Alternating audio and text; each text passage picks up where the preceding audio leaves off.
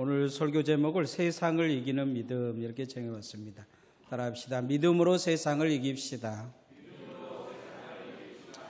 로마 황제 중 율리아누스라는 황제가 있습니다. 로마의 기독교를 로마의 국교로 공인한 콘스탄티 1세의 아들입니다. 어려서부터 철저히 기독교 교육을 받았고 또 그 기독교 교육을 통해서 나름대로 신앙을 가지게 됩니다. 공부를 잘하는 사람처럼 책을 많이 읽은데 어느 순간부터 헬라 철학에 빠져서 신앙을 잃어버리고 그가 황제가 되고 나서는 교회를 박해하는 사람이 됩니다. 어느 날 신앙이 독실한 기독교 장군에게 그는 조롱하며 묻습니다. 당신이 그렇게 존경하는 목수는 지금 뭐하고 있느냐 묻자 그 장군이 그 말에 너무 마음이 상했는지 왕에게 그런 이야기를 합니다. 자세히 알 수는 없지만 대왕이 죽으면 묻을 관을 지금 짜고 있을 것입니다 하고 농담을 합니다. 얼마 후에 황제는 전쟁터에서 적의 칼에 맞아 죽으면서 유명한 말을 하고 죽습니다.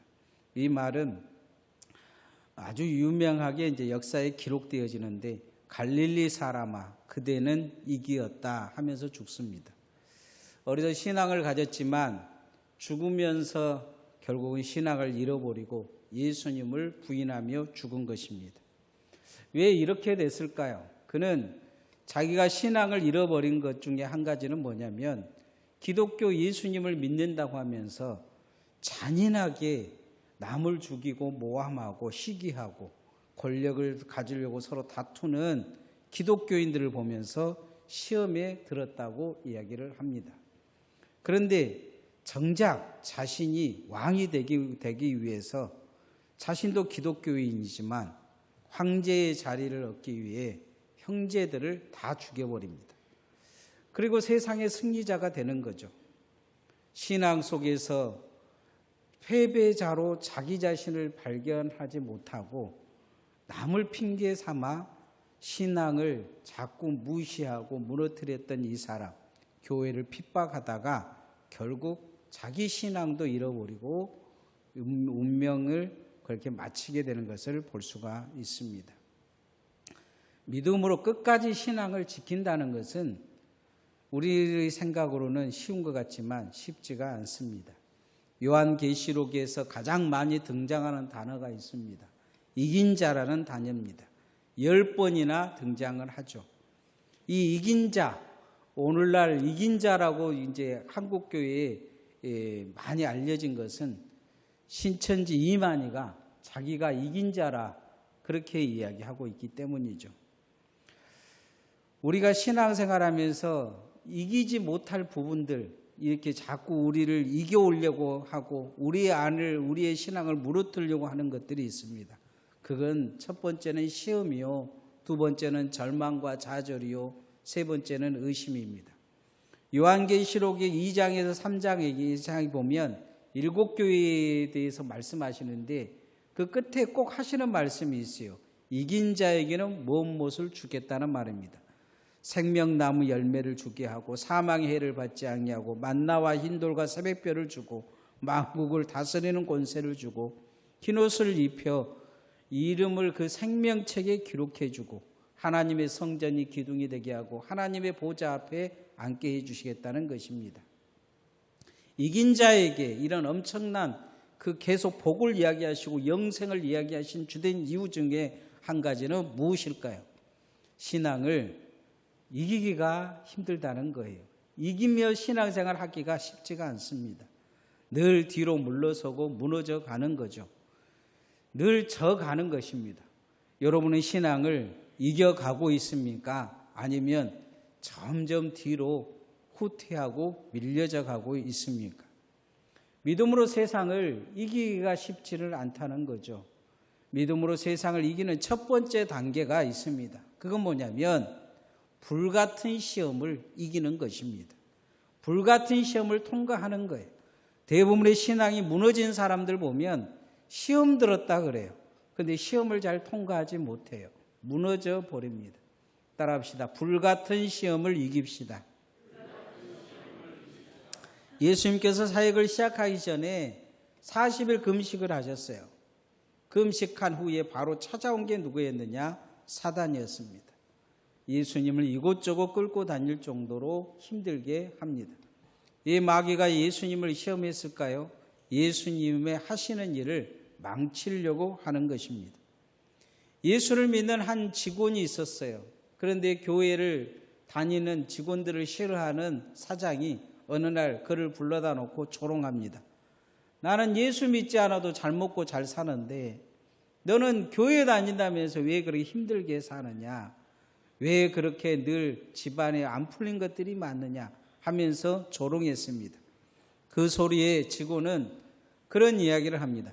사장님이 사냥을 했는데 사슴 2마리 중에서 1마리는 총에 맞추고 1마리는 총에 맞은 것처럼 다리가 하나가 이게 부러져서 도망가는데 1마리는 죽고 1마리는 도망가면 사장님은 어떤 사슴을 쫓아가겠습니까? 하고 물어봤습니다. 그래야 사장이 죽은 것은 이미 내 것이니까 살아서 도망간 것을 쫓아가지 이렇게 이야기하더라는 것입니다. 그래서 직원은 사장에게 의미심장한 이야기를 합니다. 마귀는 제가 살아있기 때문에 늘 시험하고 힘들게 합니다. 그러나 이미 지옥 갈 사람들은 마귀는 건들지 않습니다 하더랍니다. 사단은 죽은 믿음은 잘 건들지 않습니다. 하나님도 죽은 믿음은 책망하지 않습니다. 그래서 야고보서 기자는 시험이 있는 것을 기뻐할 일이라 이렇게 말씀합니다. 로마서에서 인간에게 가장 큰 형벌을 주는데 살아있는 자들에게 주는 형벌이 있어요. 그건 뭐냐? 벌 주는 게 아닙니다. 하나님이 내버려 두는 거예요.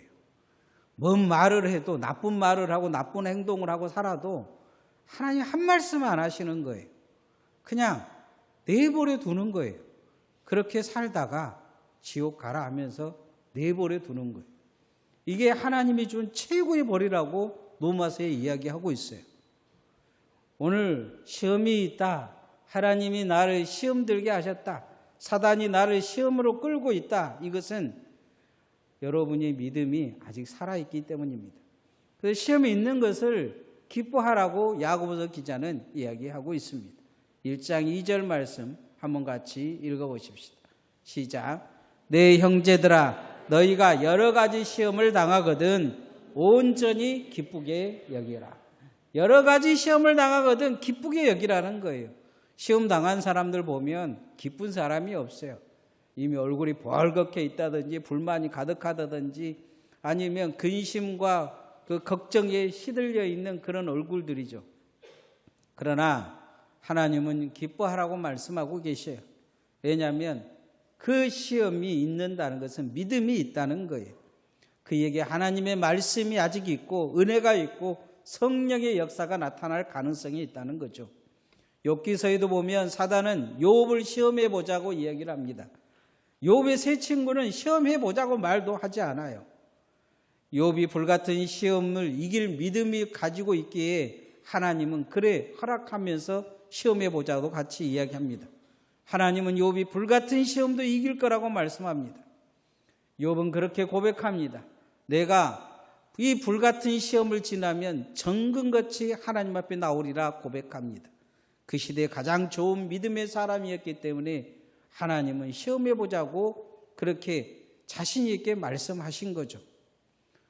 우리는 시험이 올 때 하나님과 사단이 내 믿음을 시험해 보는구나 하고 생각하고 이 시험을 이겨야 된다 생각하면서 믿음으로 깨어있기를 소원합니다. 예수 그리스도는 특별히 자기 자신도 시험에 들지 않기 위해 겟세마네 동산에서 땀이 피가 되도록 기도하셨습니다. 그러면서 제자들에게 그렇게 말씀하십니다. 시험에 들지 않게 깨어 기도하라 말씀합니다. 성경 베드로전서 5장 8절에 근신하라 깨어라 너희 대적 마귀가 우는 사자같이 두루다니며 삼킬 차를 찾나니 너희 믿음을 굳게 하여 저를 대적하라고 경고하고 있습니다. 근신하라 깨어나라고 말씀합니다. 마귀가 우는 사자처럼 여러분을 찾고 있는 것입니다. 주목하고 있는 것입니다. 세상에서 시험을 통과해야 자격을 잇듯이 믿음도 반드시 믿음으로 승리하고 통과해야 합니다. 사단은 우리의 믿음을 죽이기 위해 시험 들게 합니다. 시험이 있습니까? 올 것이 왔다 생각하시면 됩니다. 따라해봅시다. 올 것이 왔다. 시험은 한번 거쳐가야 합니다. 인생의 신앙에서 시험은 한두 번 오는 것이 아닙니다. 큰 믿음을 가진 사람은 더 큰 시험이 옵니다. 작은 믿음을 가진 사람은 작은 믿음이 옵니다. 그러나 주님은 이기지 못할 시험을 주시지 않겠다 말씀하십니다. 사단은 불같은 시험을 통해 오늘 또 우리의 믿음을 시험해 보고 있습니다. 아브라함도 믿음이 끝났다, 이제 믿음이 성장했다, 정말로 하나님의 복을 받았다 했을 때, 이삭이 장성했을 때 하나님은 그를 시험해 보십니다. 이삭을 바치라고 말씀하죠.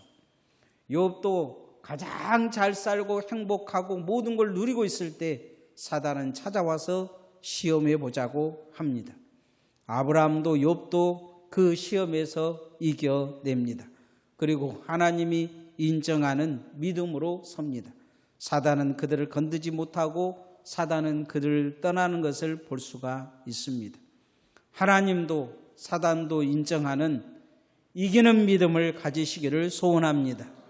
시험은 이겨라고 주는 것입니다. 시험에서 무너져라고 주는 것이 아닙니다. 하나님 앞에 이 이기는 믿음, 상급을 주시기 위해, 믿음을 더 견고하게 하기 위해, 믿음을 성장하기 위해 주시는 이 믿음을 넉넉히 이겨가시기를 소원합니다. 시험이 오면 찾아오는 게 있습니다. 시험은 절망과 좌절을 불러옵니다. 따라합시다. 절망과 좌절을 이깁시다. 시험이 무서운 것은 스스로 포기하게 만든다는 것입니다. 절망하게 만들어요. 좌절하게 만듭니다. 안 된다고 생각하고 미래가 없다고 생각합니다. 믿음을 뿌리채 흔들어 놓고 힘들게 합니다. 그래서 하나님의 일들을 헛것으로 보이게 만듭니다. 무슨 헛고생한 것처럼 보이는 거예요. 시험에 들면 마음부터 달라집니다. 모든 것이 부정적으로 보입니다. 말도 험해집니다. 좋은 소리를 하지 않습니다. 귀도 좋게 들리지 않습니다. 아무리 그에게 좋은 이야기를 해도 욕으로 들릴 때가 많습니다. 절망과 좌절이 찾아와서 스스로에게 그렇게 질문하게 됩니다. 내가 이것밖에 안 되나? 나는 도대체 무엇을 믿었느냐? 나는 신앙에 도대체 어떻게 교회를 다녔는가? 이런 생각을 하게 됩니다. 스스로 남이 무너뜨리지 않아도 무너지기 시작합니다. 구약의 최고의 선지자 엘리야도 시험에 들었습니다. 그는 갈멜산에서 바알의 선지자 450명을 정리합니다. 이제 하나님의 시대가 왔다, 이런 생각을 했어요. 아합이 변할 거라 생각을 했습니다. 이제는 되었다 생각하고 내려왔는데 이세벨이 그를 죽이려고, 아합이 그를 죽이려고 눈에 불을 켜고 엘리야를 찾습니다. 엘리야를 하나도 무서워하지 않는 거예요. 엘리야를 죽이겠다고 난리친 그 모습에 하나님이 침묵하니까 이 엘리야는 시험에 들어버립니다. 그리고는 광야에 도망가서 그곳에서 노뎀나무 밑에서 그렇게 이야기합니다. 하나님 못해 먹겠습니다. 그냥 죽여주세요. 그렇게 고백합니다. 하나님은 그렇게 시험 든 이 엘리야를 호렙산으로 부르십니다. 그리고는 특별하게 그에게 책망하신 것보다는 사명을 다시 주십니다. 엘리야에게 좌절과 절망에서 벗어나 하나님 앞에 다시 사명으로 견뎌내라 이야기하고 있는 것입니다. 절망과 좌절을 이기라고 말씀하고 있습니다. 오늘 히브리서 기자도 그런 말씀을 합니다. 불같은 시험을 통해 오는 이 절망과 좌절을 이길 수 있는 힘은 견디는 것입니다. 인내하며 견디고 하나님을 바라보는 것입니다. 야고보서 1장 4절 말씀 한번 같이 읽어봅시다. 시작. 인내를 온전히 이루라. 이는 너희로 온전하고 구비하여 조금도 부족함이 없게 하려 함이라. 인내를 온전히 이루라는 것은 견디라는 것입니다. 말세의 현상이 한 가지 나타나는데 그건 뭐냐면 견디는 믿음이 없는 거예요. 버티는 믿음이 없는 것입니다. 그냥 사단이 살짝만 밀어도 넘어뜨려지는 거죠. 절망하고 좌절해 버리는 것입니다. 그래서 주님의 말씀에, 예수 그리스도의 말씀에 후반부에 쭉 이 말씀에 보면 견디는 자는 복이 있다는 말씀을 합니다. 신앙 말세가 힘들다는 거예요. 그냥 막 은혜 충만하고 성령 충만하고 뭐 말씀 충만하고 막 기도 충만하고 이런 수준이 아니고 견디기가 힘든 수준으로 말세는 다 신앙이 떨어질 거라는 거예요. 은혜가 잘 주어지지 않을 거라는 것입니다. 말씀이 잘 들리지 않을 거라는 거예요. 기도가 잘 되지 않을 거라는 것입니다. 견디는 믿음, 이게 정말 우리에게 필요합니다. 그럴 때 우리는 인내하는 믿음으로 견뎌야 합니다. 히브리서 10장 36절에 너에게 인내가 필요함은 너희가 하나님의 뜻을 행한 후에 약속한 것을 받기 위함이라 말씀합니다. 이 말씀의 핵심은 그런 내용이에요. 인내하고 견디지 못한 자는 천국에 들어가기가 힘들다는 거예요. 신앙은 시험에 들 수 있습니다. 어려워질 수 있어요. 절망할 수 있습니다. 좌절할 수 있습니다. 그러나 말세에다고 생각하시고 견디어 내시기를 소원합니다. 잘 버틴 것이 신앙입니다. 누구에게나 시험은 있습니다. 누구에게나 절망이 있어요. 좌절이 있습니다. 그러나 견디지 못한 자는 표현하고 살지만 견디는 자는 기도하면서 견디어 가는 것입니다. 교회도 잘 버티고 견디는 자가 오래 남습니다. 하나님 앞에 잘 버티시기를 소원합니다. 따라합시다. 잘 버티십시다. 여러분, 시험이 오면 이 또한 지나가게 될 것입니다. 좌절과 절망이 와도 이 또한 지나갈 것입니다. 시간이 지나가면 내가 왜 바보같이 그렇게 행동을 했지 하는 생각을 갖게 될 것입니다. 끝까지 견디는 사람이 승리하는 것입니다. 절망과 좌절은 이길 방법이 없습니다. 그 순간 신앙을, 믿음을 가지고 믿음으로 견디는 것입니다. 욥을 보십시오. 그 절망과 좌절 속에 한 가지 욥이 붙드는 게 있었어요. 그건 뭐냐면 하나님이 나를 버리시지 않을 것이다. 그러면서 끝까지 견디어냅니다. 끝까지 견디어냄을 통해서 믿음이 믿음되게 하는 것을 볼 수 있습니다. 무슨 기적이 일어나는 것이 아닙니다. 하나님이 날마다 찾아오셔서 그에게 위로해 주시지도 않았습니다. 하나님이 그에게 힘을 내라고 말씀하시지도 않았습니다.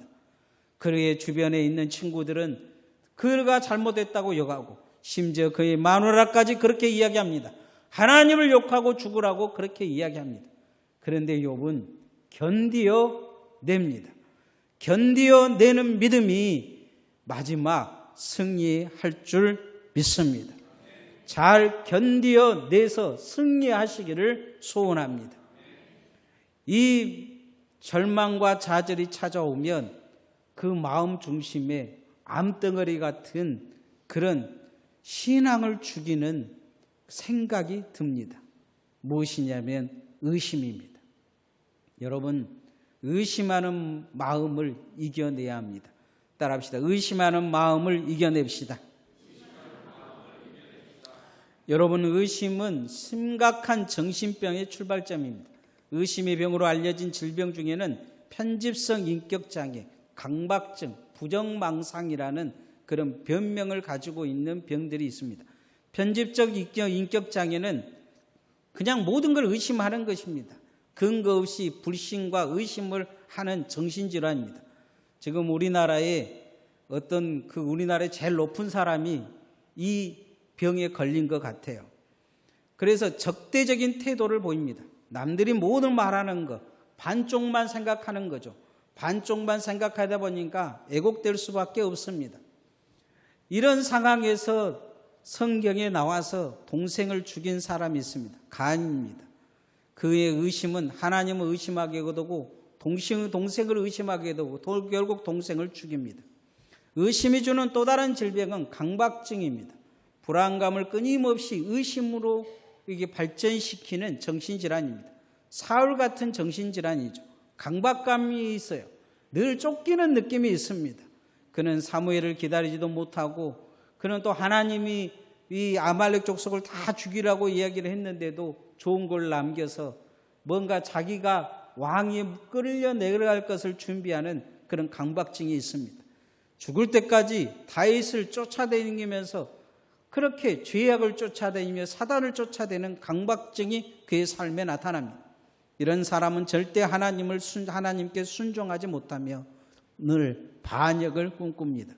세 번째 의심이 가져다는 질병은 부정망상입니다. 우리가 가장 가까이서 볼 수 있는 질병 중에 하나입니다. 의처증이나 의부증에 이런 이 모습이 드러납니다. 머릿속에 자신의 부정적인 생각, 자신의 욕망을 그렇게 남에게 투사시키는 것입니다. 복음서를 읽으면서 예수님을 따랐던 막달라 마리아와 예수님의 관계를, 인연관계를 생각하고 쓴 소설이 다빈치 코드라는 소설이 있습니다. 이 소설을 쓴 그 사람이 이런 사고를 가지고 있습니다. 생각하는 것이, 그 사람 머릿속에서 고작 생각하는 것이 그것밖에 생각이 안 되는 거예요. 결국 이러면 믿음이 안개처럼 사라져버립니다. 보통의 사람들에게도 이런 의심은 정신적 사고를 일으키지만 하나님의 사람들에게 의심은 배신의 첫 단추가 되어집니다. 출애굽한 이스라엘 백성들이 여호수아와 갈렙만 빼놓고 가나안에 들어가지 못한 것은 결국 그들이 하나님을 의심했기 때문입니다. 의심이 그들을 지배해버렸기 때문에 그들은 광야에서 다 죽습니다. 야고보서 기자는 의심이 여러분의 마음과 믿음을 지배하지 못하도록 경계하고 조심하라고 말씀하고 있습니다. 야고보서 1장 6절 말씀 한번 같이 읽어봅시다. 시작. 오직 믿음으로 구하고 조금도 의심하지 말라. 의심하는 자는 마치 바람에 밀려 요동하는 바다 물결 같으니. 오직 믿음으로 구하고 의심하지 말라는 거예요. 성경에서 기도하지 않는 이유를 의심 때문이라고 이야기합니다. 응답하지 않는 것도 믿지 않기 때문이라 말씀하고 있어요. 의심을 없애기 위해서 또한 필요한 게 뭐냐? 기도라고 말씀하고 있습니다. 의심은 누구에게나 찾아옵니다. 한번 의심에 빠지면, 이 함정에 빠지면 쉽게 빠져나오기가 힘듭니다. 의심에 빠지면 숨기면 안 됩니다. 의심은 자기 자신을 속이려고 하고 감추려고 하는 습성을 가지고 있습니다. 의심이 여러분의 마음속에 찾아오면 목회자의 도움을 구해야 합니다. 주변의 도움을 구해야 돼요. 주님을 붙들고 노력해야 합니다. 하나님께 은혜를 구해야 합니다. 여러분, 의척증과 의부증이 있는 사람들도 그렇게 자기 확신에 빠져버리면 이 사람은 답이 없습니다. 그러나 그런 마음을 상담하고 그리고 고쳐달라고 이야기하고 주변 사람의 도움을 달라고 한 사람들은 빠져나옵니다. 편집증에도 마찬가지입니다. 이런 사람들은 절대로 빠져나오지 못합니다. 그러나 누군가의 조언을 내가 문제 있는 것 같다고 인정하면 빠져나올 수 있습니다. 하나님께 은혜를 구해야 합니다. 야고보서 1장 5절에 너희 중에 누구든지 지혜가 부족하거든 모든 사람에게 후히 주시고 꾸짖지 아니하시는 하나님께 구하라. 그리하면 주시리라 말씀합니다. 주님께 구하라는 것이죠. 주님, 내가 의심이 듭니다. 그리고 주님, 날 도와달라고 이야기하면 주님이 도와주실 것입니다. 마가복음 9장에 귀신 들린 아이의 아버지는 이 의심이 들었어요. 의심이 가득합니다. 예수님을 조롱합니다. 예수님도 할 수 있거든 뭐 해보십시오. 제자들이 못했다고 의심합니다. 그러자 예수님이 하신 말씀이 있습니다. 할 수 있거든이 무슨 말이냐? 믿는 자에게는 능치 못할 일이 없다 이야기하십니다. 네가 의심했기 때문에 이런 일이 일어난 거라 그러죠. 그러자 이 아버지가 주님께 도움을 구합니다. 주여, 나의 믿음 없음을 도와주소서. 주님이 그래서 그 믿음 없음을 도와주셔서 그 아버지에게 믿음을 주셔서 귀신을 쫓아내어 주십니다. 주님께 도움을 구하십시오. 목회자에게 도움을 구하십시오. 여러분이 가까운 믿음 좋은 사람들에게 도움을 구하십시오.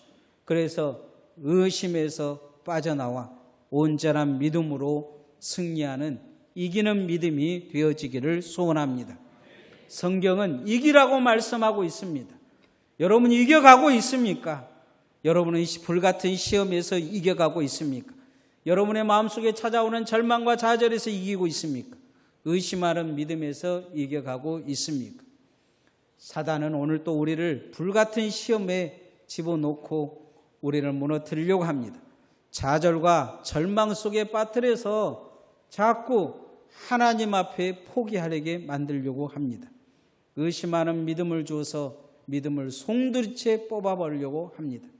세상을 이기는 믿음, 그것은 주님 앞에 기도하며 이 마지막 시대에 잘 견디어내는 것입니다. 하나님 앞에 또한 구하고 찾는 것입니다. 주변에 도움을 구하는 것입니다. 내가 믿음 없음을 주변에 도움을 구하십시오. 믿음이 있는 척 살다가 결국 지옥 갈 수 있습니다. 믿음이 내 안에 없다면 도움을 구해야 합니다. 믿음이 없다면 하나님께 구해야 합니다. 그래서 세상을 이기는 믿음, 사단을 이기는 믿음으로 승리하는 주의 종들 되어지시기를 소원합니다.